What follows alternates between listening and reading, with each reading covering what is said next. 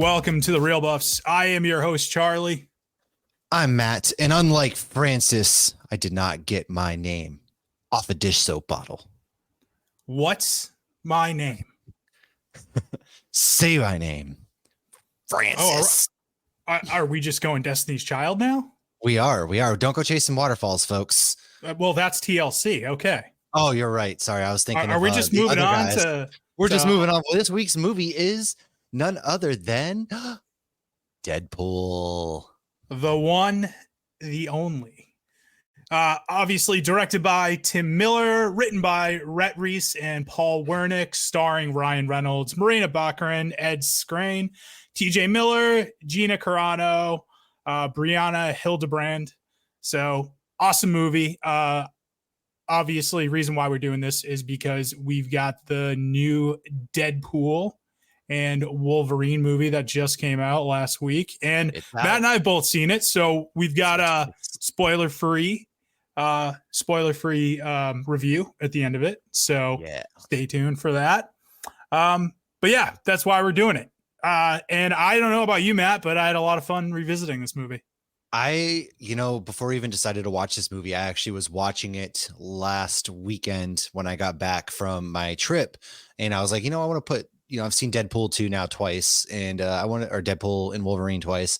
And so I was like, I'm going to throw this movie on just to revisit because I didn't do it before going to see the film. And it is so much fun. Like, thank God Ryan Reynolds or whomever leaked that test footage did so, because honestly, man, I was not a Deadpool fan until Ryan Reynolds took the reins. I was always, my interactions with Deadpool were the annoying cosplayers at Comic Cons that would all dress up like Deadpool and do annoying stuff all throughout these Comic Cons. And I hated it.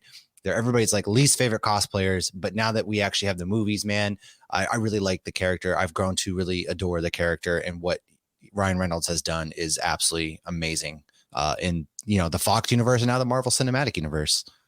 Yeah. Newly into the Marvel Cinematic Universe as of this year. This was the Deadpool Wolverine version. Obviously, the new one that just came out is the first Disney one, and it was good to see that they kind of just let him have free reign still. Yeah, unless it's cocaine, but we'll talk about that later. Yeah, no cocaine.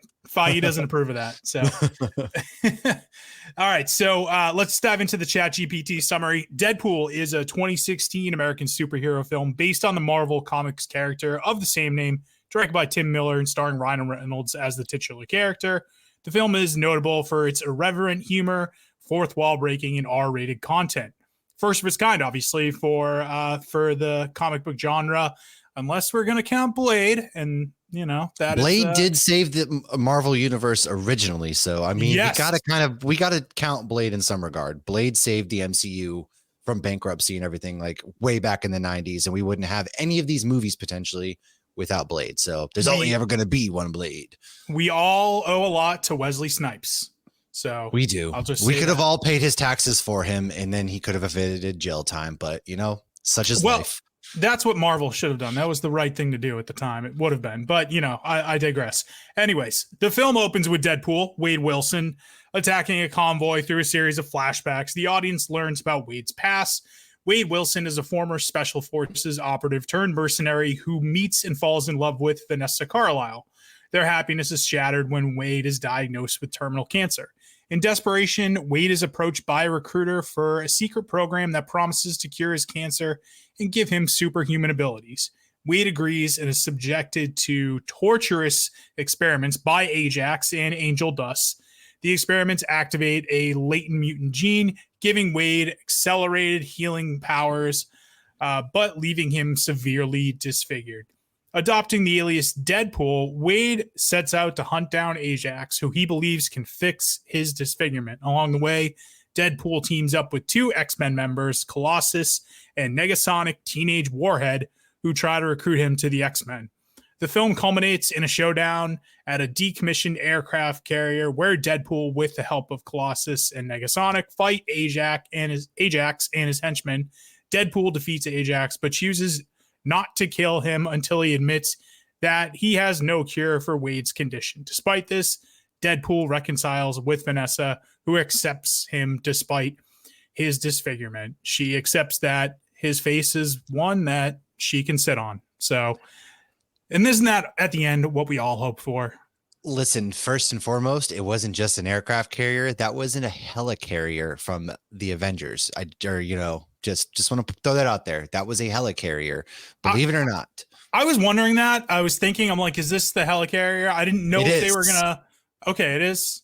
It is, yes. So they had little hints of the MCU there, but you know what? We all do strive to have a face that somebody would sit on, and he looks like a shriveled testicle, but love is more than skin deep, my friends, especially on International Women's Day. Oh, is today International Women's Day? It could be any day. Could be International Women's Day. I don't know. Every day should be International Women's Day. Okay, it should. You know what? Especially when the women out there dominating the Olympics, they could, let the women dominate you in your life as well. I have no problem with that whatsoever. Yes, hashtag sub over here. So Matt, obviously, tell me where you were when you first saw this film. What's your relationship with this film? It sounds like you got a little bit of a history with it. So tell me about it. Yeah, dude, I saw it opening night in a movie theater down in Florida when I was still living there. Of course, we a few of us went. We saw the movie. We saw it opening night. Of course, I was hyped, because it's like, oh shit, Deadpool, man! Like this is something that we've been waiting on since the test footage leaked, and it's Ryan Reynolds, so it's going to be good. I've always been like a big comic book fan, comic book reader. I've always kind of like, oh, I know Deadpool. He's the merc with the mouth. I just told you my Comic-Con experiences.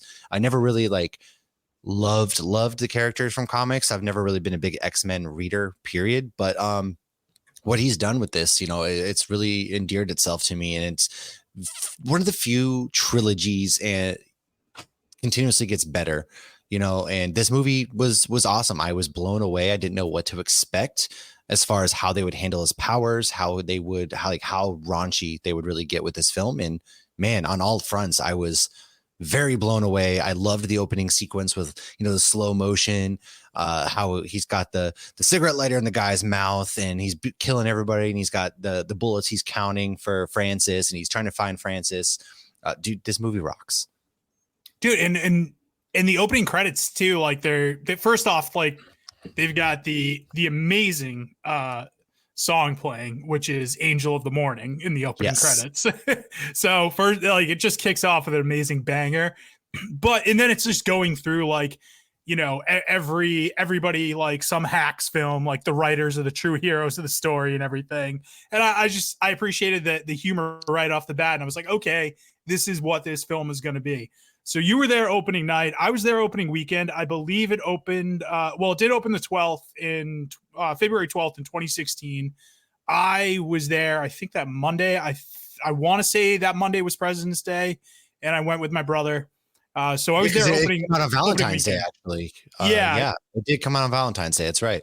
Yeah, it was pitched as obviously like the love story and everything like that. That was part of it. And yes, at the end he says is like, this is a love story or whatever. Well, he says a few times, he's like, this is a horror story, a love story. So whatever. He just kind of goes and does his Deadpool thing. But anyways, I did see it that weekend with my brother and his then girlfriend, and I had a great time watching it. I thought it was hilarious. And I was like, man, this is something different. This is really funny. And at that point, like, I'm not as into the comics as you are. Not that you were into Deadpool, but like even just comics in general. Like I just have like a general awareness of what's going on in certain things, but I wouldn't say I'm a reader of them. So I just knew of the character, and I'll be honest, I knew of the character because of my introduction to it in obviously X-Men Wolverine Origins, right? God. It was Origins, right? It was the Wolverine Origins movie. It was, yes. Yeah. And where they made the brilliant choice of taking this character, messing with the design a little bit too, and absolutely pasting his mouth shut so he couldn't talk. And that's a choice right there. I think they did that on purpose. I think so if I'm remembering correctly, I know we might be getting ahead, maybe it's in the production notes, but he agreed to do that because there was like something where he agreed to do that so he can get his own Deadpool film later on or something. There was like some sort of deal that he was working out because he was like, this isn't Deadpool. Deadpool's been like his dream character to play. And he agreed to do that. if he got something, there was something I can't fully remember, but obviously like that's not the case, and so that's why obviously they didn't want to make the movie. He leaked it, but there was some reason specifically why he did that. I'll have to look into that. I mean, maybe I didn't find it in my production notes. And by the way, FYI, so when we go into production notes, I usually have something to go off of. Like I usually buy the Blu-ray or something, and I'll have something that goes into a little bit more of the production history behind it, or an article about it. I didn't have much of that this time, so we're getting it from Wikipedia, which, as we all know, is the best place to get any sort of information. Because as Michael Scott says, anybody in the world could write on there, so you're getting the best possible information on there. So, yeah. So I digress. Yeah, we're getting ahead of ourselves, but Wikipedia is where I got my production notes from. Yeah, I bet they did something like that, but honestly, what would have mattered if they had him with his mouth shut or not? You know what I mean? Like, right. What would it have mattered in that movie? Not that we're trying to do an X-Men Wolverine origins movie. Yeah, I just think the big thing was like there was studio interference was the big thing, if I remember. But I'll have to try to find it because I just remember hearing that at some point, and maybe it's true, maybe it's not true. I'm not totally sure. But yeah, like, anyways, moving on. I wouldn't be shocked if it's true. So. But yeah, much like you, I love this movie. I was kind of like semi excited to go see it, and then when I saw it, I was like thrilled. I'm like, oh man, this was so much fun. It was so much different. I wish they did more of these R-rated superhero films. And yeah, I was like, this is great. Obviously, the only other R-rated one I've seen besides Blade was the DC one, Watchmen, which I think is like the other one that kind of calls for it, to be an R-rated film. Other ones you don't necessarily have to, like. But, right, yeah. Watchmen was still a really good, I think, underrated DC film too. Zack Snyder, for all the kind of the hate he gets, but that was a good movie as well. But rated R is very new to the comic book world. It was at least in 2016. Yeah, and it's still relatively rare. Like right now, it's still like a little rare, unless you're talking about like a television adaptation or something like that with Netflix, where it's not necessarily rated R, but it's just, it's not limited to be like, I don't know what they call it, TV 14 or something like that, whatever they call it nowadays. That's how old we are. Remember those back in the day where it's like God, TV 14, TVMA? Yeah. That's what I was getting at. But anyways, so the reason why I found the reason was essentially back, it was 2017. It was during the writer's strike. Ryan Reynolds was already attached to Deadpool to be playing it at some point, and the studio was like, we want you to be in this movie. He was like, I don't really want to because this isn't the version of the character. And they're like, well, basically you need to play this or you're not going to ever play Deadpool, period. And so he kind of got coerced in a way to playing this version of Deadpool that is very, very not. Then he was pissed. He was very frustrating. And he said that he was already attached to the Deadpool movie. They hadn't written the script yet. There was no writers attached. And essentially he had to ad lib everything. And so they ended up sewing his mouth shut because he was like, fine, I guess I'll do it. But this isn't the right Deadpool. And so they ended up like sewing his mouth shut and like doing all this stuff to the character, essentially, is what happened. Okay. So that's good to know. I mean, I like in this one that they have the little action figure too of like. Yes. Oh my gosh. Yeah. I mean, it's perfect. It's just in the post credits, he goes and like actually kills himself in Wolverine. From like the filming of that movie. When then he goes in, or no, that's the end of the second one. Sorry. Yeah, that's when he gets Cable's time thing. Yes. Yeah, I knew what you were talking about. Yeah, that's the second one. But anyways. Here we are almost 10 years later. Like, I think I want to say like 8 years at this point. Yeah. Has this movie aged well though? Like I that was sort of like the one question. I'm like, has this aged well? What do you think? I think it has. I mean, revisiting the movie as recent as last weekend, I would say there was nothing joke wise that I was like, oh God, maybe we shouldn't say that. Everything was, well within what Deadpool would say, the character, the fourth wall break. There was nothing in there that I was like, oh, that's probably the only thing that hasn't aged well, obviously, is TJ Miller. But aside from that, I mean, I would say the movie has actually held up, 8 years on, and is just as good as it was when it first came out. Yeah, my concern watching it now, and the reason why I asked this question is because I want to take us back to a time in the 1990s where meta humor and this meta style of cinema was so prevalent in our films, and especially in horror films. Like, go back to Scream. Scream is like really Yeah, kind of yeah, what changed it and gave birth to this sort of like teen meta, like this way of talking through films that you see. It carries over into Scream 2, um I Know What You Did Last Summer, Urban Legend, and it's one of those things that I'm like, did this age well because Deadpool was such a hit? Did it change how we're doing this meta commentary and sort of date itself because we're oversaturated by it? I don't think it has, though. And honestly, like, it's one of the it's a breath of fresh air that it hasn't, because it's so different for its genre. It's not Scream, and we're an R-rated horror film, which every horror film is R-rated now. So it's like yeah, having that fourth wall breaking, crass humor is not prevalent in all of our comic book films that we're inundated with, and we are inundated with them. So it's like a breath of fresh air that it's not that. And even though we've had more of these now, we're on the third one, it still hits because it's still funny. It doesn't it I don't look back on it and be like, oh man, like they're doing this too much, they're kind of ruining it. No, they're not. They're improving upon it, they're doing it better. And I think it's aged beautifully. I went back and watched it, and I was like, yeah, I still like this. It still hits with me, and it's not gotten old. So I'm so thrilled that it hasn't. I just hope that, let's see what Disney does now, if they are like, oh man, we gotta do well, more of this. I think they did a very good line. Like, I think as long as Ryan Reynolds is playing the character, they're going to let him do his own thing, and they're going to trust him with it, as they should. Because it was, the fourth wall breaks weren't done in like a eye rolling kind of like just to do it way. Like, everything kind of made sense in terms of the plot or the scene that was going on. And if any, they didn't just do it as like service. It wasn't like a fan service fourth wall break. It was very well within the character, and you understood like why he's doing it or what he's saying or X, you know what I'm saying? So it wasn't just one of those like, oh, he's doing it just to do it, as most studios probably would have done if they had really gotten their hands on it. It was just like, Ryan Reynolds truly understands his character. And so the way he wrote it, the way that they all came together and wrote it was very, very clever, and it still holds up.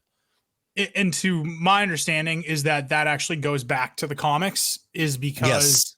his character is very much like this in the comics as well. Like, it's His not, character knows he's in a comic book, and his character is exactly like this in the comics as well. so and obviously this is a film, so his character knows he's in a film, and yes. that's where we're going with this. And okay, yeah, Yes. that's where I was like, yeah, it's within the character. And it kind of leads to my next question about, like, how do we feel about voiceover? Because in general, I'm not the biggest guy as far as voiceover goes in film, but I think because this character knows and there's that meta commentary to it, I think it works perfectly. I think this is the one time where I'm like, oh man, the voiceover works. Like, another one that we did earlier, early days of the pod, was the Wolf of Wall Street, where I think it works a little well too. Yeah. And it's similar. Agreed. It's funny. Like, it's a funny story. It's a comedy for the most part. And similar to this one, like, it's a comedy. It's keeping in line with the comics, and it does fit in well. Because I was a little concerned. I'm like, oh, I wonder like how I'm going to feel about the voiceover. I'm like, no, it works perfectly, and it holds up very well. It does. And, even with the voiceover, it moves the plot forward, and it fills in certain things that you need to know without having to waste extra runtime going on a flashback or something. And all the while, like, it's telling you things. It's a plot device that actually works really well. And again, it's not annoying. It's not like something that's just, oh God, they're explaining the movie rather than showing us, because they do a really good job of showing and telling, I think, with the voiceover. Yeah. Yeah, and they do flashbacks. Obviously, if the whole beginning scene is like, you're thrust into it and then it kind of goes into a flashback, but they're doing it through this voiceover storytelling style that like it works and it's within the character because he knows he's in a film. It's like it works. It finds a way to work. So Exactly. yeah. So that's how I feel about it. And it's not one of those like you start in the middle. And this is another thing I typically don't like is like when we start in the middle of something and kind of go back. Sometimes I'm like, that's a little hit or miss. Like I usually am like, okay, let's go to that. Then I'm actually thinking about it now. I'm like, oh shit, some of my favorite movies of all time kind of do that. I'm like, Goodfellas does that. Yeah. Wolf of Wall Street does it. Two of my favorites right there. Stand By Me is another one that does it very well. Is you're right, and I mean also like The Sandlot. Like there are a lot of movies that are good out there that kind of do this. That Yeah. and then in the moment you're like, I can't think, but then you start thinking as you're talking about one film, it's like, oh shit, that's right, and then they kind of come. So it's a lot of hit or miss, but I think we've had some really good ones out there. Yeah.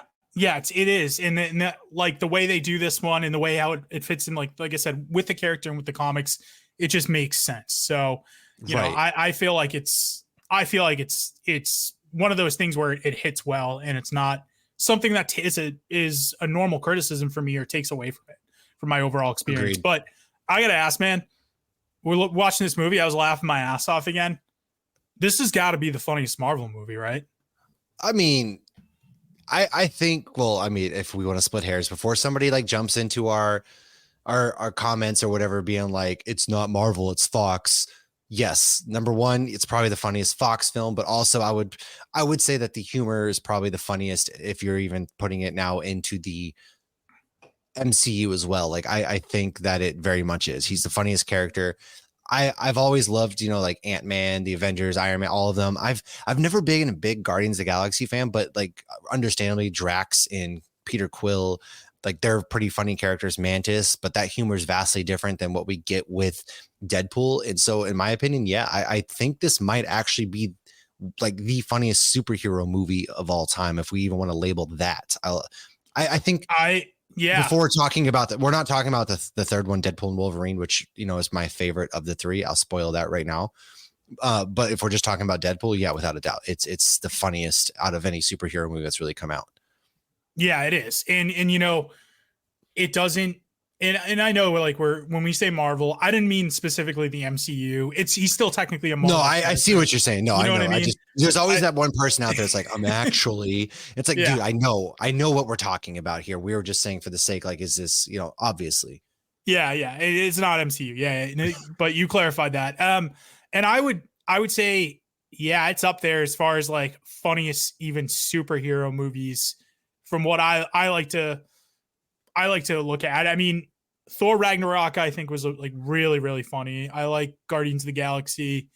I think even Iron Man's really funny as well. Like, let's be real. I mean, Iron Man is funny. Yeah. When we talk about like comedic timing, like Robert Downey Jr. is perfect as Tony Stark in his comedic timing. So I really have a hard time though, thinking like anything else is as funny as Ryan Reynolds as this character in this movie, and it's not just the fact that it's rated R. It's just like that's what the character is built on is humor more than anything.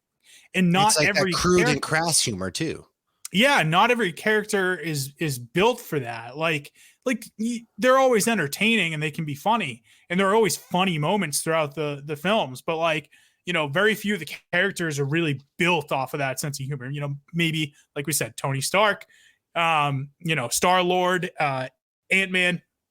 Those are some of the ones that I think come to mind when I think of that. And then obviously Thor and Ragnarok, like that's funny, but I mean, this character is built to be funny. And Ryan Reynolds as an actor is built to be funny. So I have a hard time putting anything else ahead of this as far as what I look for in a superhero action comedy rolled into one. So, and for that matter, I got to ask too, because this kind of leads into my next question. And this is sort of a broader question. Is Ryan Reynolds the most perfectly cast actor for his superhero? Because I think he's got a case to be an undoubtedly yes. You know, I man, if one thing that like the MCU and everybody has always done, I want to say yes. However, there's only been one Wolverine cast ever in our history since 2000, and that's Hugh Jackman. So, I mean, it's really hard to put him above Hugh Jackman as Wolverine but it's hard because Tony Stark and like Captain America, like those four right there are like perfectly cast in my opinion as the people that they play, you know, as Chris Evans plays Captain America, RDJ as Tony Stark, like they are those characters to me. And then Hugh Jackman, I mean, there's only ever been one. I mean, granted, there's only ever been like one Deadpool in live action. But it's hard to put him above Tony Stark maybe, but he's right there. I think Hugh Jackman still takes the cake overall for me, but Ryan Reynolds, he gets it, man. He gets it. Yeah, it's really hard. And I will say this, like the MCU and Marvel in general, like has done just a great job at casting overall. It's probably one of their strongest suits has been casting. Like there are very few weak links of your main superheroes. They've kind of nailed it as far as that goes. Like I've never, I have a harder time coming here and saying, yeah, that doesn't feel right about anyone so far. Maybe a villain or two, but even then I'm like, you know, and I'm leaving out villains, by the way. I'm not saying best cast actor for one, because no, right. We would have a whole different discussion. Marvel has a problem with their villains, but that's a whole other conversation. Yeah. Well, currently they certainly do post Thanos, but and you know, obviously with news coming, we might be having different discussions about that. Yeah. You know. But anyways, I just like, yeah, man, Hugh Jackman's the one where Hugh Jackman and Robert Downey Jr. I think are the, you know, 1 and 2 right there as far as like others that I'd consider. But that's not to say that like Chris Evans isn't perfectly cast, or Chris Hemsworth, or Chris Pratt for that matter. All the Chris's are pretty perfectly cast. You know, and I love them in their roles. The fuck, for that matter, Nick Fury, Samuel L. Jackson, perfectly cast. I mean, honestly, I even love Tom Holland as Spider-Man. He might be like my favorite Spider-Man that we've ever had because he plays the duality right there. You know, there's, and then, I mean, there's other conversations. Like if we're talking about DC, honestly, I thought Ben Affleck was one of the better Bruce Waynes we've had. I think Robert Pattinson's played a Batman really well, Christian Bale. But if we're talking specifically Marvel, yeah, like they really lean into these characters and they seem like they really get behind the character they're playing. And there's so much love and passion. And I think that really helps because Deadpool's a passion for Ryan Reynolds. Hugh Jackman, you know, he got cast forever and he's always been Wolverine. He's really leaned into the Wolverine, and RDJ started the MCU with Iron Man, and he like really you can't distinguish. I mean, obviously you kind of can, but like when you see Robert Downey Jr., like, oh shit, he is Tony Stark when you just like see him in real life at points. It's crazy. Yeah, and the same can be said about like Ryan Reynolds. I even look at him like back in films, some of his comedy films like Waiting even. And I'm like, yeah, he's still Deadpool in that basically. He's always had the humor. That's one thing. Like he's always had like Van Wilder, Waiting, Just Friends. Like he's always had that humor about him. And so I can always see like, yeah, this is one when we found out he was actually playing. I'm like, yeah, hell yeah, that makes a lot of sense. Hey, I can make jokes like that too. The Proposal. Oh man, what the fuck was that? Oh man. Anyways, yeah, I do. You know, it's up there. He can be. I'm gonna go and say he's number 2, and the only reason he's number 2 is because of Hugh Jackman, who's been doing the role for almost 30 years, and he's going to be doing it till he's 90. So, and yeah, that's just, I don't know, man. Like that's all I can say though. He's so perfect for this role. Agreed. All right, let's dive into the production notes. So, as I mentioned before, prefacing this, I literally, by the way, Matt, I just got like my Blu-ray order. Usually I get them a little earlier, little delay on Amazon. Oh man. So now I got it in, and I'm gonna have to like reference all these notes. But you know what? I'm gonna trust the people at Wikipedia and say that they're fact checking things, and I'm just hoping that that's possible. But who knows? Here we go. Artisan Entertainment announced a deal with Marvel Entertainment in May of 2000 to co-produce, finance, and distribute several films based on Marvel Comics characters, including Deadpool. By February 2004, though, writer-director David S. Goyer and Ryan Reynolds were working on a Deadpool film at New Line Cinema. Interesting. New Line. They had worked together on the Marvel film Blade Trinity. Reynolds was interested in the part of Deadpool after learning that in the comics, the character refers to his appearance as Ryan Reynolds crossed with Sharpay, which who's Sharpay? Sharpay, man. Dude, it's Sharpay. It's from High School Musical. Oh my God. I don't know a High School Musical reference. At least I'm pretty sure that's what it is. I'm pretty sure it's Sharpay from High School Musical. That's the only Sharpay I know, but well, you look that up and you look that up and tell me if that's who it is. But New Line Cinema executive Jeff Katz, who thought Reynolds was the only actor suitable for the role, championed the idea. Yeah, you're clearly right, Mr. Katz. However, there were rights issues with 20th Century Fox for their X-Men films, and the project did not move forward. Shocker, rights issues. By March of 2005, Reynolds had learned that Fox had expressed interest in filming in a film featuring Deadpool. The character was set to make a cameo appearance in the 2009 film X-Men Origins Wolverine, the one that we previously mentioned, with Reynolds, cast in the part. His role was expanded during the film's production. Katz was an executive at Fox at this point and said that Deadpool was nicely set up to be explored in his own way in a future film. I don't know about that, but yeah, kind of, I guess, if you want to say that. The film's portrayal deviates from the original comic, imbuing him with several superpowers and sewing his mouth shut. So Deadpool apparently dies in the film, though I guess the post-credit scene showing him still alive was added to the film shortly before its release. After the successful opening weekend of Wolverine, Fox officially began development on Deadpool, with Reynolds attached to star and X-Men producer Lauren Schuler Donner involved. The spinoff was set to ignore the Wolverine version of Deadpool and return the character to its like roots that we get basically in this one. Yeah, it's kind of it's funny that it says like after the Wolverine's like big opening weekend. I don't know about you, but I remember this movie spectacularly kind of like having almost bombing in a way. And I think it was because it was like this became the highest grossing R-rated or something like that. Like no, I'm talking about the Origins one. Yeah. Oh God, that movie sucks. Yeah. Didn't it bomb? Like, wasn't it like it leaked online or something like that, and people were streaming it early or something like that? That was a big part of it too. There was some leaks, I think. Yeah. There was something like that. So I'm like, wait, I remember this. Like I distinctly remember that. So anyways, all right. Rhett Reese and Paul Wernick were hired to write the script in January 2010. Reynolds, who worked closely with them, said they were chosen because tonally they got it. They just understood Deadpool right off the bat.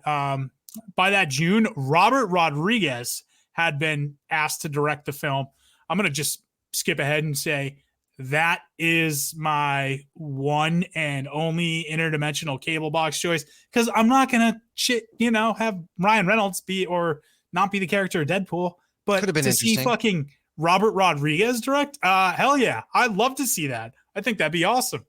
Talk about a guy who gets humor, gets violence and all this. So yeah, that would be cool. But yeah, anyways, he confirmed this a month later, saying he had been sent a really good script and was considering taking on the project. By October, though, he was no longer interested, and Adam Berg was being looked at to direct the film. In April 2011, though, Tim Miller was hired after working on the visual effects for some X-Men films, in part because of his work creating animated shorts too, as well. So that's where we're at this point. This unfortunately for Reynolds, like this film has like a little bit of a, well, it's got a long delay, almost like 10 years of getting produced and made.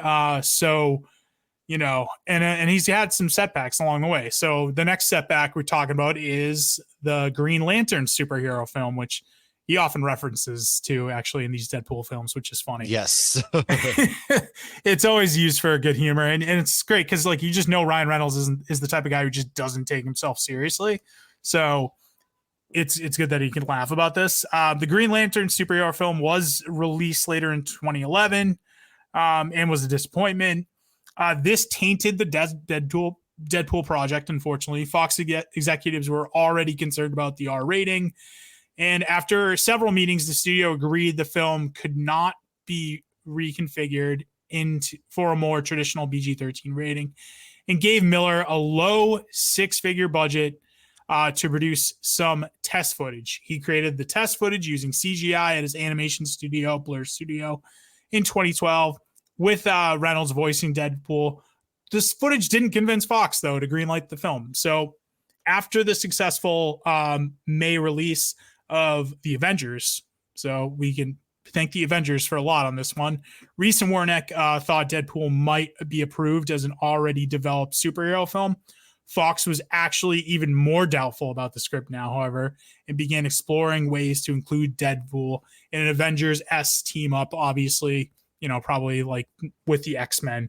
But this, I don't know. Again, this is interesting. At different times during development, though, James Cameron and David Fincher, both friends with Miller, read the film script and championed the project to Fox executives. So, yeah, that's kind of cool that they had two big guys. They didn't want to make this film at least until the test footage was mysteriously leaked. Yep. Yeah. So the test footage was leaked online, July 2014, and was met with overwhelmingly enthusiastic response. That September, Fox gave Deadpool a release of February 12th, 2016. Production was set to begin in March of 2015, with Simon Kinberg joining as producer. Reynolds attributed Fox's greenlighting of the film entirely to the leak. So let's just say you can think about who potentially leaked that, who had the most to gain from that leak. Listen, it's never been proven, but like Ryan, I mean, come on. The heavily believed is Ryan. He'll never obviously say it, but yeah, I firmly believe it was him who actually leaked it. I'm wondering if like they make a joke about it in a Deadpool film eventually. Like they should. They really should. I think it'd be funny. You know, like what are they going to do? You know, like they've made millions of dollars off of it. Yeah, so, honestly. like, it really doesn't matter. So Miller, and the writers had previously discussed leaking the footage themselves, and Reynolds initially thought Miller had done so. He later believed the leak came from someone at Fox in exchange for being able to make the film the way they wanted. Fox gave the crew a much smaller budget than is typical for superhero films. And you know, that's fair. And, you know, we can see that as obviously there's only two X-Men in the film. And there's that whole scene, like, you know, the scene where he doesn't have his guns or whatever. It's because they didn't have the budget. Like the final fight where he forgets all of his weapons again. That's because they had no more budget to do any like CGI action scenes. So that whole sequence is because like literally they didn't have the budget to put the bag of guns in the film. So they just wrote it that way. That totally makes sense now that I think about it. And it was kind of funny. Like, so I guess they're like, oh, we don't have the budget for the guns, but we've got a budget to film a car crash. We can do that. Yeah, they had to work with what they had. Yeah. Yeah. Like we can do the car crash with the bender. So that's funny though. I didn't think about that, but it totally makes sense. All right. Tim Miller and cinematographer Ken Sang wanted the film to look grittier and less clean and glossy than other superhero films. And it definitely does. So when they were filming, they decided to shoot with digital cameras, but add a film grain in post production. This gave that like images a little bit more texture. So that's it as far as production goes. I didn't want to get into post production and all that stuff. So yeah, box office wise, did very well. 363 million in the domestic box office. Released February 12th, 2016, as we said before. Made 132 million on its opening weekend. Matthew, where does this movie rank in the 2016 rankings? Man, I know it was like the number one R-rated film to come out. It was like the highest grossing R-rated film of like all time at the opening weekend. It was the highest rated opening R-rated film, I think, ever. Yes. Yeah. At least until, this most recent one. But 2016. Oh man, I feel like it's going to be top. I'm trying to think like what came out in 2016. I'm trying to think. Man, that's a good question. What did we get? Oh, you know what came out in 2016? So it was not number one, because that's when Captain America Civil War came out and Batman v Superman came out. Oh God, we also got that really shitty Suicide Squad movie that year. Oh man. And I know we got Rogue One also came out in 2016. Yeah, that was towards the end of 2016. Was it? I'm gonna go number 10. Yeah, that's actually a little lower. It's number 6. Oh. Yeah. Right behind The Jungle Book and then Secret Life of Pets. Second highest grossing superhero movie that year, though, only behind Captain America Civil War. Oh yeah, and Doctor Strange I think came out that year too, maybe, or something. Yeah, it did. That movie was actually really stacked for movies that 2016. Wow, now that I'm thinking, I'm like, because I'm pretty sure Moana and Finding Dory came out that year as well. Yep. Yeah, wow, a lot of movies were that year. Finding Dory was number 1. Rogue One was number 2. Captain America Civil War was number 3. So yeah, it's kind of a surprise that Captain America was number 3, because I would have thought it would have been probably number 1 over Finding Dory and Rogue One. But Rogue One is a cinematic freaking masterpiece. I didn't really Finding Dory. It makes sense because it's Pixar, Disney. There's a ton of hype behind Finding Nemo, so that one makes sense. I don't really remember Finding Dory. I don't really think I like that movie too much. It's not good. It makes sense, in the terms of like being a kids movie, a lot of hype between us that were kids when it came. Yeah. So that makes sense. Well, I mean, it's kind of obviously Deadpool is the highest. I think it's the only R-rated film that's in the top 20. That makes sense. That would make a lot of sense. Yeah. So totally get that. All right. And looking here though, the other question I have is R-rated films. You had already mentioned is that this is the highest grossing R-rated film for this weekend, this opening weekend. But where does it rank all time as far as for R-rated? Yeah. Number 3. Wow, dude, you nailed it. Did I really? Oh shit! Because it made like 800 and something million total or something like that, like worldwide. Just going off domestic, it's 363, but there's only 2 movies ahead of it, and one of them is the new one, which is the number 1, Deadpool and Wolverine. But the other one, we've talked about this before, The Passion of the Christ. Oh, that's right. I was like, what is it? I forgot, because they actually just passed Passion of the Christ to become the biggest R-rated movie of all. He really is Marvel Jesus, man. Marvel Jesus. He wasn't kidding. I forgot he said that in there. All right. Critical reception. It received a 65 on Metacritic and an 85% on Rotten Tomatoes. So pretty overwhelmingly positive as far as the reviews go. One review by Christopher Orr of The Atlantic says, flamboyantly vulgar and determinedly self-referential, Deadpool has the shape of a superhero movie but the soul of a Danny McBride flick. And I was like, that is a perfect way to describe it. And I also can appreciate before Danny McBride wrote the awful Halloween Kills movie. Oh man.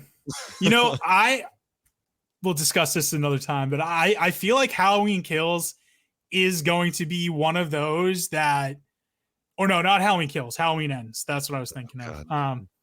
I feel like Halloween Ends is going to be one of those that you look back on later and you're gonna be like, you know what? They had some interesting ideas, and I'm just gonna throw that. It was out a there. love story, man. Halloween's upon us in a couple months, so we might have a discussion because no, we're not doing any Halloweens this year, but we got a really stacked horror movie months coming up here. So fair. I digress though, but yeah, I mean, I don't know. I get I think what they're going for is like more of Danny McBride's humor, obviously, and yeah. Of course, love McBride.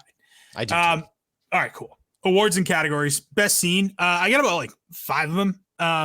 It's one of those things where it's like sometimes superhero movies, like my favorite scenes usually aren't the big action set pieces. They're more of the character stuff than anything. I don't know how you feel about that, but that's usually what I go with. Yeah, I actually have one that you don't have on here that I think is probably my favorite sequence of the entire movie. And it's not an action sequence. It's personally my favorite is when he's locked in that oxygen reduction tube, because they want to like force the mutation. And so like, because me, like asphyxiation, man, like that gets me. I don't, something about that, like, ugh. And so when he's being like choked out for the weekend and then he gets his oxygen back to catch his breath and they choke him out again, like that was tough. But then it kind of goes into, I guess, an action scene where, he manages to headbutt Gina Carano, gets the thing and gets out and all that. You kind of see his like mutation form, but it's just basically like that, him being stuck in that tube, having his humor, but still being very much like suffocating to me, the viewer. Like that one is really freaking good. You know what? You just made me think of something right now, is that they really missed the boat, or maybe they left this on the cutting room floor. But I mean, Ryan Reynolds did that film Buried. Do you remember that film back in the day where he's I went in theaters and saw that movie? Yeah, dude, same. It was I read the script before I read it, or I went and saw it too, and I was like, oh man, this is legit. And yeah, it's very uncomfortable because you're just in a box the whole time. And I'm like, they could have made a joke about it, and it's like right there for the taking because it's Deadpool and it's meta commentary, and he's already made sort of like a movie joke kind of like that too with 127 hours. He makes that joke. Yeah. So I'm like, did they miss that one? Did they really miss that one, or did they cut it? And maybe they cut it because, they're like, it's not a popular movie, but we're in a deep cut funny one for the people who actually went to see that movie. And like, oh, agreed. Yes, I see what you're saying. Yeah.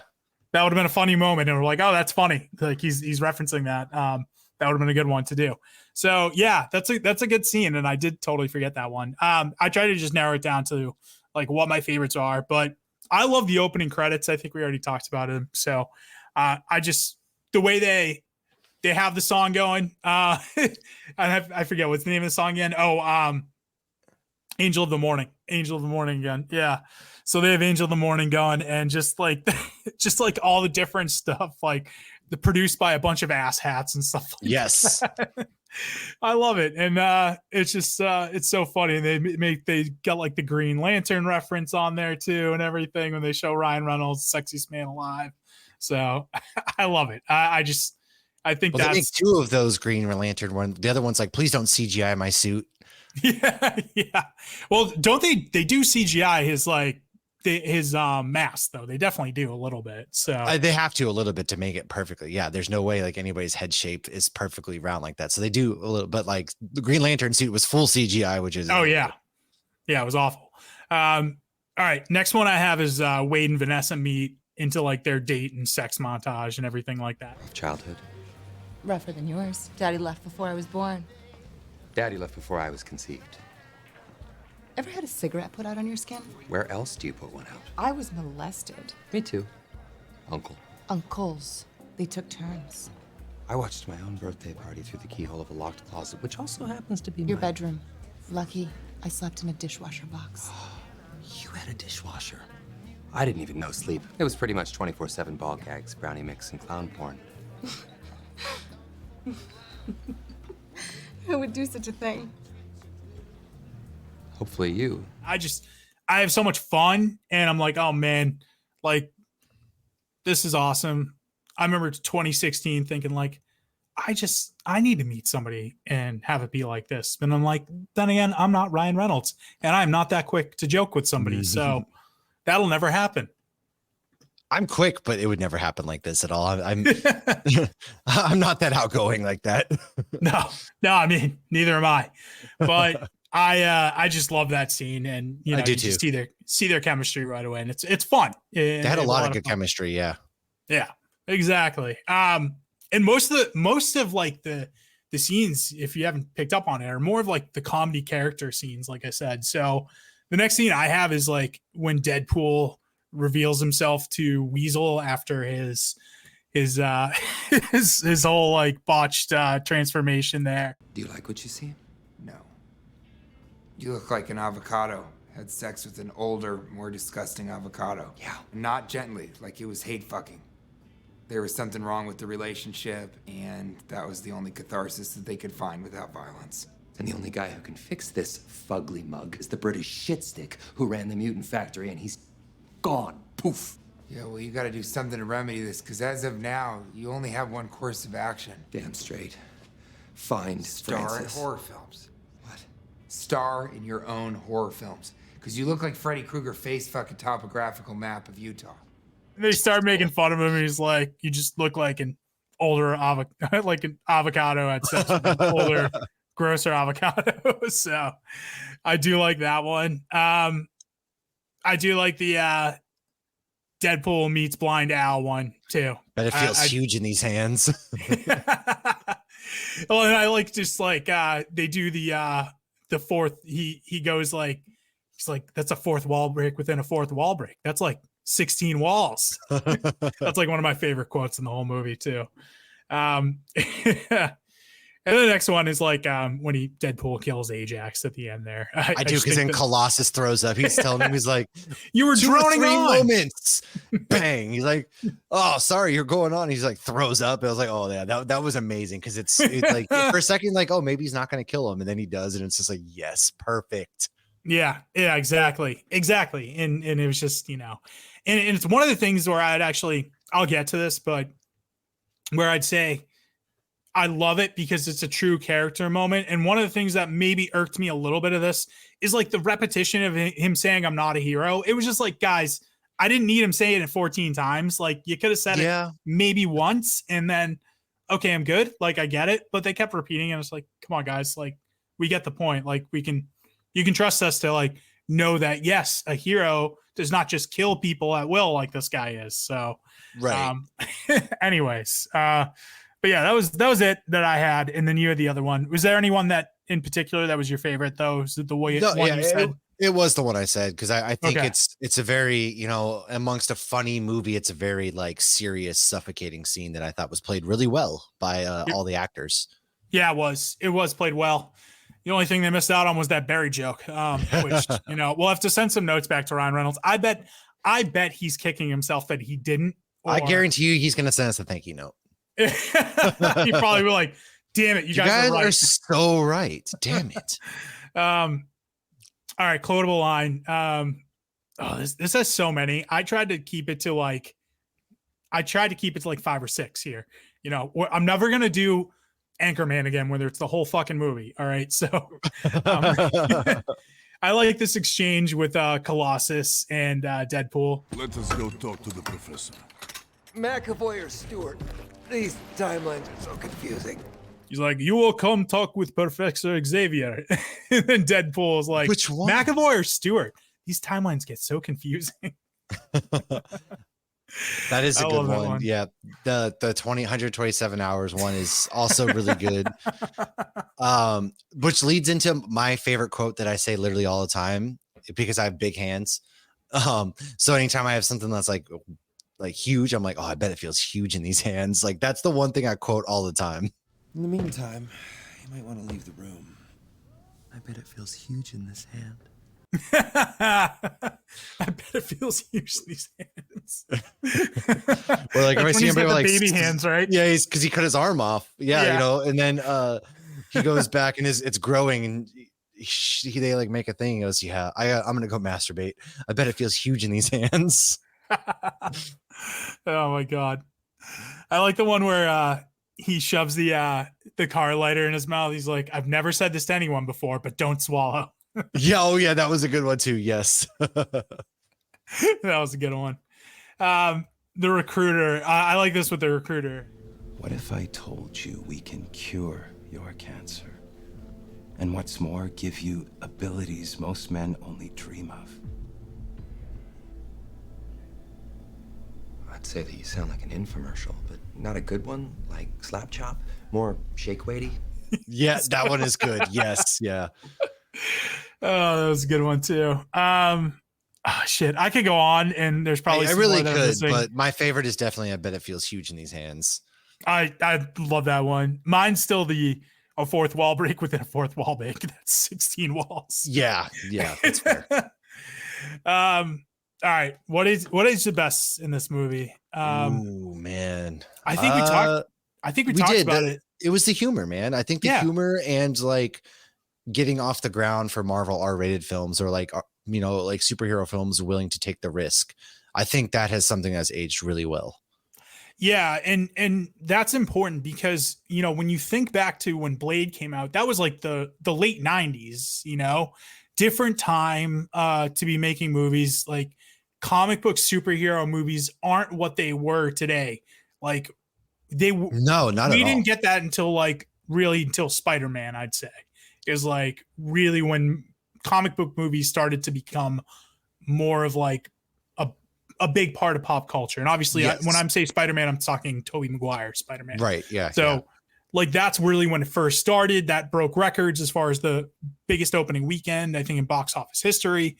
So that's like sort of where it comes. Blade was before that, and it was just a different time and it had a different feel to it. That did not feel like a comic book movie. That felt like almost pre-Matrixy. You know what I mean? Mhm. It was just it was different. It did not have that sort of aesthetic or feel to it. It just felt like an action movie. So I would say that the R-rated Marvel movies have definitely aged well. They've been some of the best Marvel movies that we've had so far. So I love it. And I'd say that's what's aged the best is just the R-rated Marvel movies. We haven't been oversaturated with them. And when they've picked their spots, they've done them well. So, yeah. I'd say we've got two for what aged the worst. TJ Miller and Gina Carano. Yep. There we go. Pick your I think Gina poison. Carano's a little worse because she's still out here like trying to get like Pedro Pascal to have her back and stuff like that. And she's still going on about trying to sue Disney. So in my opinion, I think she has aged worse because now you don't even hear about TJ Miller anymore since his little bomb threat incident. But I also think he had like a tumor on his brain. So I'll give him a little leeway, but Gina Carano has no excuses. She is absolutely aged the worst in anything she's in. Oh yeah. Yeah, absolutely. Yep. That's my ultimate choice. All right. We already talked about it. Rick and Morty, international cable box. What version of this movie would you like to see? I want to see the one directed by Robert Rodriguez. I think that would be a fucking blast. I love Robert Rodriguez. I loved him ever since I saw From Dusk Till Dawn, which is like a great movie with a great twist. We'll definitely do that at some point. I think, Matt, that's a fun one. Yeah. Oh yeah. And yeah, so I just think like he would be a good director for this type of character. He just gets how to do action and violence and mix the two with humor together. So I think that's what I would go with as far as this. Yeah, I'd go with that too. That's fair because I love Rodriguez so much. He does action sequences really well. And there's something like just very poetic about the way he films his action. So I'd be down for that. Totally. And, he's got experience in the comic book genre. Yeah. Obviously, we think of Sin City, which I fucking love. Good movie. Good movie. Another R-rated superhero, or not a superhero, but comic. It's a comic graphic novel. Yeah. Yeah. So, another good one by that. Anyways. All right. I mean, do we really have to dive much into standout performance? We've already we don't We've have to go. already- Oscar and standout performance are going to be Ryan Reynolds, because something I really appreciate about what Ryan Reynolds does with Deadpool is studios, when they have big name actors, are so hell bent in having them have the mask off in superhero movies. And that's why they're always taking it on, taking off. But something Deadpool really does, and I always allude, like Batman with Robert Pattinson did this too. The studios are now, I think maybe because of this movie, are leaving their masks on their heroes more. They're realizing you don't have to take your mask off. People are still going to watch it. People are still going to love it. Yeah, you paid a lot, but like Ryan Reynolds, the way he's able to deliver a performance and emotion without seeing his face, man, of course he's a standout performance. And honestly, he gets my Oscar as well for that reason right there. Like, acting behind a mask is not easy. And he really does. Like, it's more than the humor. It's those emotional moments with Vanessa and things that he really does beneath the surface. And so for me, that's mine right there. Yeah, and it's also, like, look, I mean, we've already sucked Ryan Reynolds' dick enough on this podcast, so we'll continue to do so. I mean, I will say, he is, you ask most guys who their male crush is, I bet you 4 out of 10 of them are going to say Ryan Reynolds. So most straight guys, that is. Yeah. So, speaking for straight guys out here, I bet they will. Anyways, for standout performance, I think that's a good point. I didn't even think about the acting behind the mask. Like, he totally is. And even if he's not, he's delivering the lines perfectly. If he's doing them, he's probably doing them at ADR or something like that. So I think we talked about it before, though. It's more of just how he embodies the character. It is him. Like, I feel like he is Deadpool. Deadpool is Ryan Reynolds. Like, it's 100%. I can't separate the two. And I agree. If we're going to go for who gets an Oscar, the only other case I could make would be for Rhett Reese and Paul Wernick for the writing, because they wrote so much of like the humor in this character and everything. I think they have a case, but again, some of my criticisms come from that too, because I don't like how many times they say, oh, I'm not a hero. It's like, okay, guys, like, it's a little superfluous how many times he's got to say it, Not for nothing either, but I don't think this humor necessarily works with any other actor either. You got to think of like who's saying it. Like, it's all about delivery. Like, so much of comedy is about the delivery and the way it's said. Like, you use your body as comedy. You use your, emoting as comedy. And I think that if you put another actor, I don't really know who else could have hit the marks like Ryan Reynolds does. Cause he is Deadpool. He is Wade Wilson. And so I think if you put anybody else in this scenario with the same script, I don't think it's as good of a script without Ryan Reynolds. Yeah, definitely. I would agree. All right. For pound though, do we have any, I got 2. All right. And tell me if you got any more.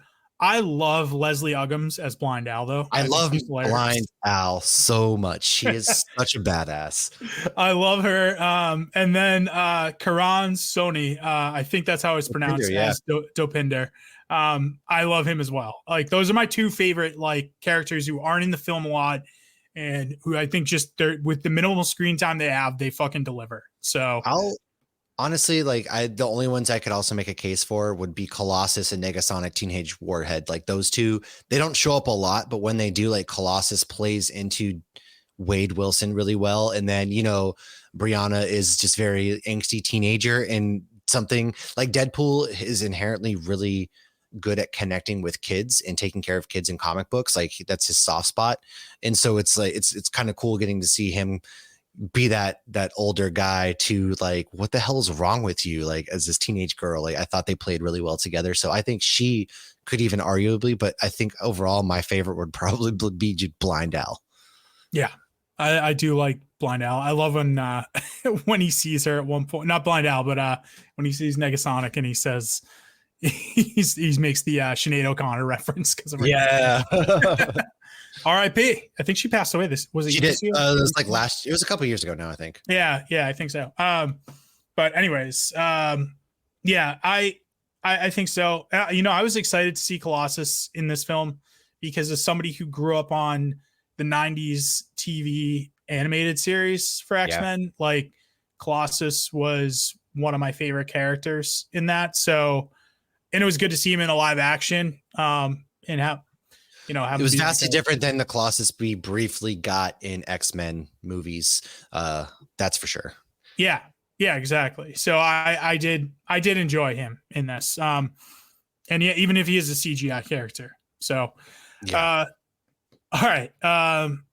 Music moment. There's a few in this. They've got some good music moments in this. Angel of the Morning. I've said it 5 times already, I swear.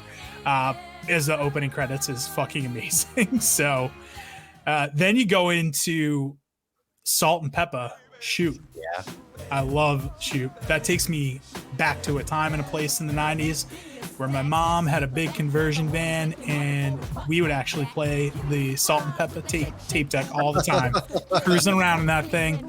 And I may or may not have a playlist on Spotify called Dora's Van Jams, and that is definitely one of the songs on there.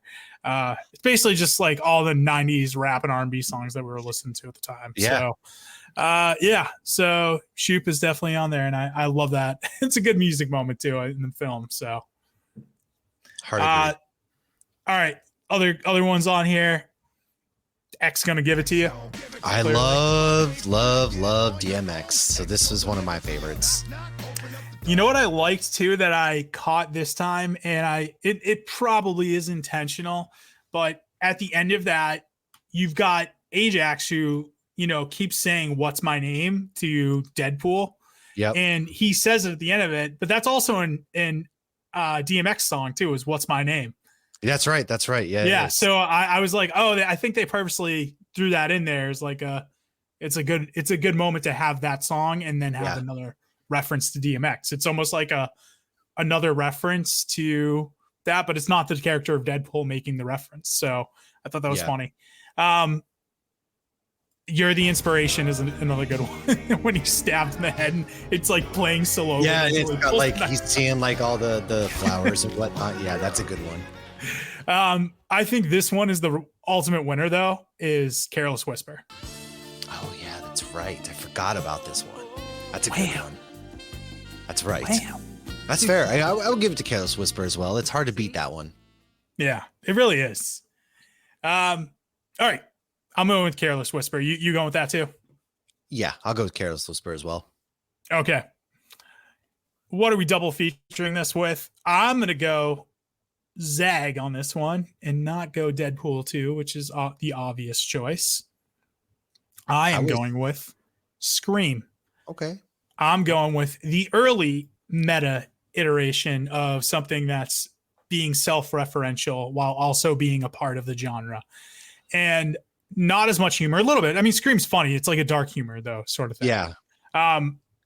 I think I'm just sort of staying in the meta track. Like if you want to have like a meta off and look at what 90s meta is as opposed to what sort of modern meta has become within like the comic book superhero genre, I think Scream is a perfect double feature. I am going to say, I'm also going to go off a little bit because I was going to say Blade. Good one, dude. Staying with the horror kind of. Yeah, it's like Marvel or Deadpool did something for like the genre, pushing it forward into like R-rated territory where Blade kind of saved the MCU, and it's got some humor that's kind of similar in some regards. Like Wesley Snipes is pretty funny as Blade in sometimes, and it's bloody and action packed, and so I think Blade's a good double feature for me on this end. Yeah, that's a good one. Another. It's almost like like you said, like what were R-rated superhero movies to what they would become, and now this is sort of that's it. Like you've got only one other movie that's in there, and it's not a Marvel one. It's obviously a excuse me. It's other than the Blade sequels, obviously, but it's a you've got Watchmen, and that's it. So and that's it. All right, who wins the day? Dude, there's only one answer. You cannot sit here and look me in the face and say it's anybody other than Ryan freaking Reynolds. Come on, man. Yeah. Yeah, dude. It's Ryan Reynolds, and it was Fox at the time, and now it's Disney. Disney wins the day now. That's true. They got to they get to be like, hey, we just bought it. We didn't produce it. And they're like, all right, now we did. But yeah. It's all Disney now. No, it's Ryan Reynolds. It's 100% Ryan Reynolds. You know what? And that's it. I mean, that's who's gonna win the day on this one. So Yeah, thank I you. mean, it's easy. It's easy. Thank you, Mr. Reynolds. Thank you, All right. thank you. Letterbox score. Oh, I know what mine is. I'm gonna go ahead and say it right off the bat. Do It's, it, yeah. Dude, it's 4.5. I think that it's a really great film. I think there's just a little bit there's just something that keeps it from being a full on 5 for me, but that doesn't mean like it's come on, it's fucking 4.5. Easy enough.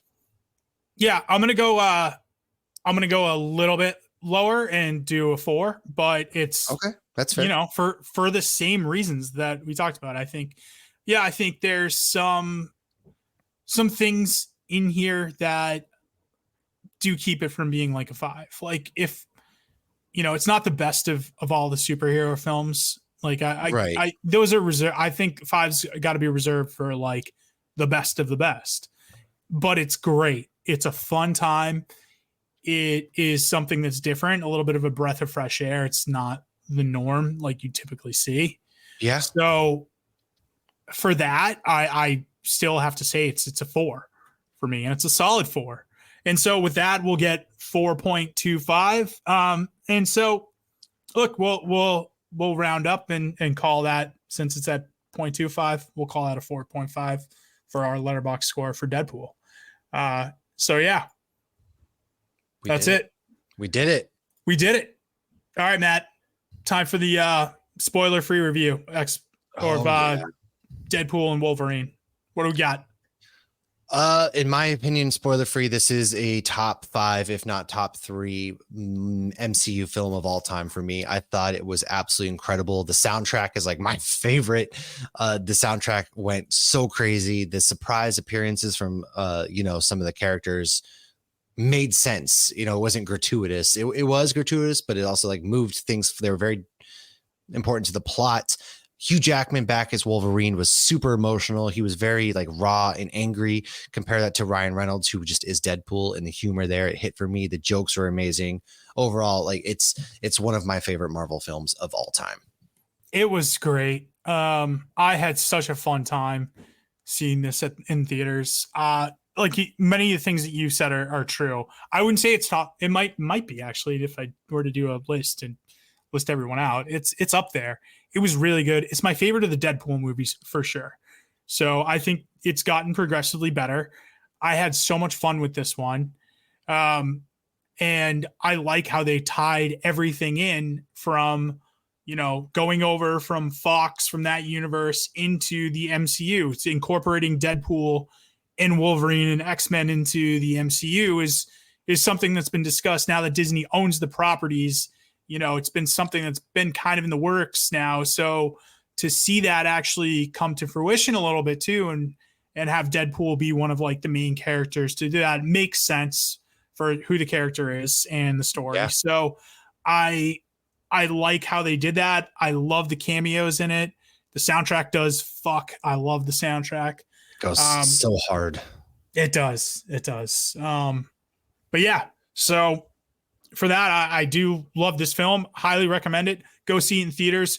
It's a great theater experience for this film because, you're going to see it with people that love and appreciate this movie. Comedy is one of those things where it just is so much better in a theater. I mean, it's just so much better in general with other people because you're laughing together.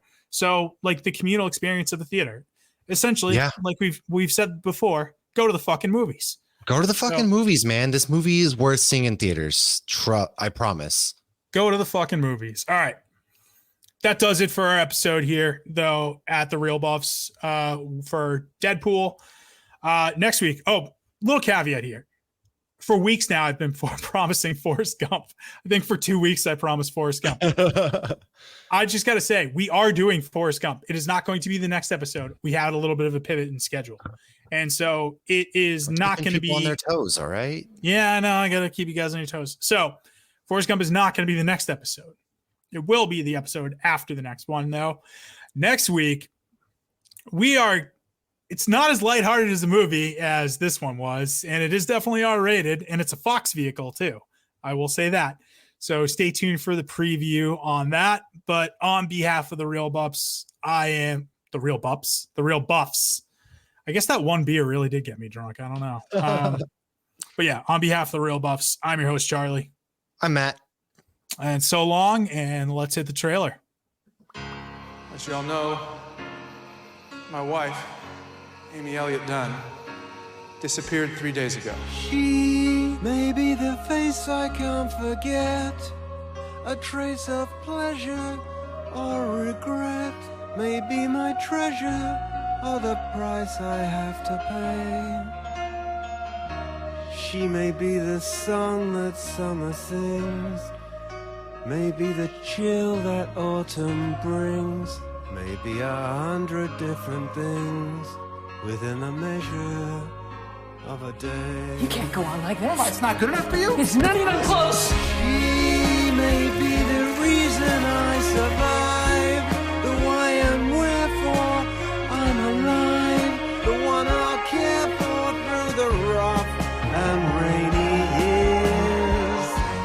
Me, I'll take her laughter and her tears and make them all my souvenirs. Where she goes, I've got to be. The meaning of my life is she.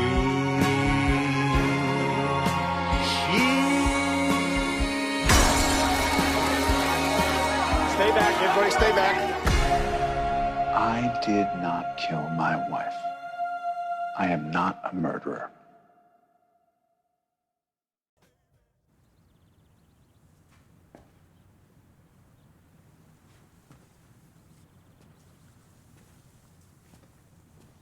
You're still here. It's over. Go home. Oh, you're expecting a teaser for Deadpool 2. Well, we don't have that kind of money. Are you expecting Sam Jackson show up with an eye patch and a saucy little leather number? Go.